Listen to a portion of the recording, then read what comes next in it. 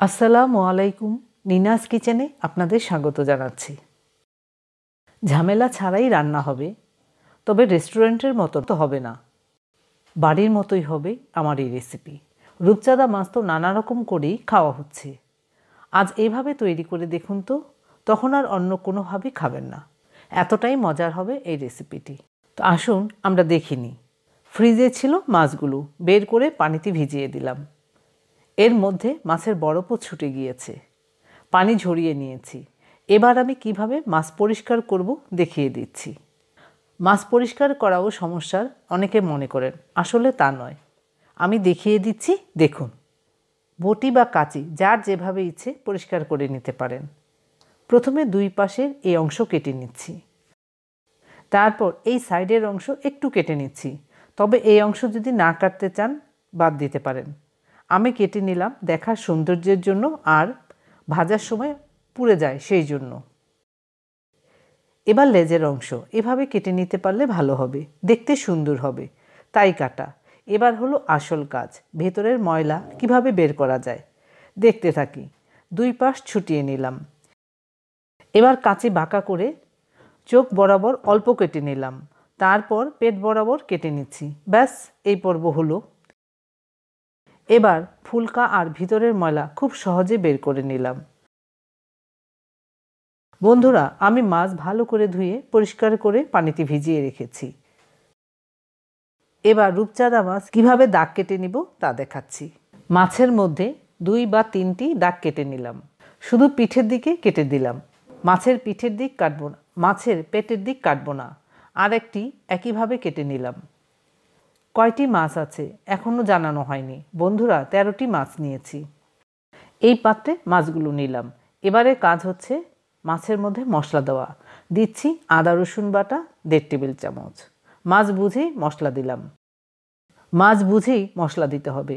দিচ্ছি ভাজা ধনিয়া গুঁড়া 1 টেবিল চামচ, ভাজা জিরা গুঁড়া 1 টেবিল চামচ, হলুদ গুঁড়া 1 টেবিল চামচ, আর মরিচ গুঁড়া দিলাম 1 টেবিল চামচ। শেষে দিচ্ছি সরিষার তেল 2 টেবিল চামচ। এবার দেব লবণ। যেহেতু নোনা পানির মাছ তাই বুঝেই লবণ দিলাম, 2 চা চামচ লবণ দিলাম আমি। আরও দিলাম লেবুর রস 1 টেবিল চামচ। এবারের কাজও হচ্ছে সময় নিয়ে খুব ভালো করে মশলাগুলো মাখানো। মশলা মাখানো হলো, এই পাত্রে উঠিয়ে নিলাম।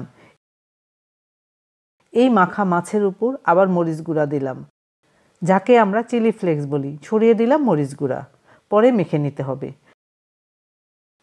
বন্ধুরা, আমি সবগুলো মাছ এখনই ভাজবো না।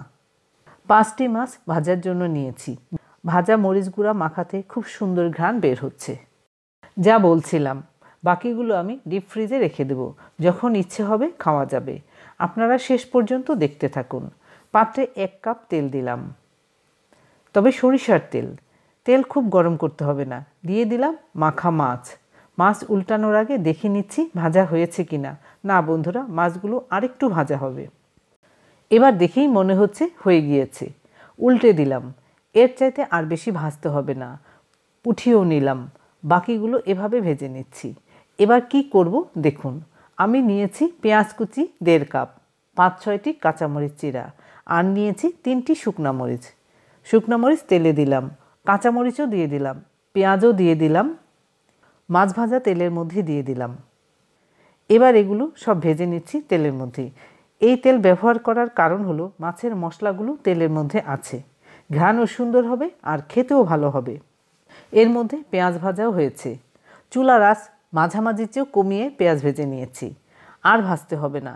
এবারে কাজ হচ্ছে তেল সহ পেঁয়াজ ভাজা মাছের চারপাশে ছড়িয়ে দেওয়া।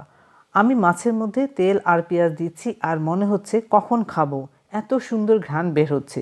বন্ধুরা, মনে মনে এইরকম একটি রেসিপির কথাই আপনারা ভাবছিলেন নিশ্চয়ই, আর ভাবতে হবে না। আমার এই রেসিপি ভাত, পোলাও, খিচুড়ি সব কিছু দিয়ে খেতে পারবেন। এমনকি রুটি পরোটা দিয়েও খাওয়া যাবে। আবার শুধু খেতে চাইলেও তাও পারবেন। ধন্যবাদ সবাইকে আমার ভিডিওটি দেখার জন্য।